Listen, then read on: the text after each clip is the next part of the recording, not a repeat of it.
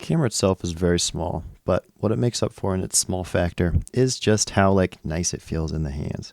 As you can see, you can kind of see through the viewfinder, so gives you a pretty good view on what you're looking for. That's kind of fun.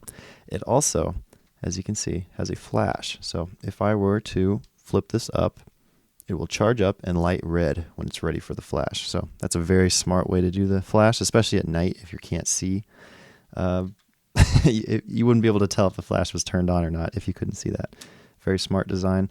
It also has right here on the top a little thing that tells you how many exposures are left. So this one, as you can see, has about 17, 16, somewhere in there. I think it's 17.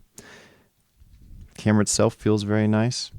You wind it up, hit the point and snap, and you got yourself a picture. Overall, Fujifilm did a great job with this. And I think if you're looking for a simple point and shoot, this is definitely the way to go.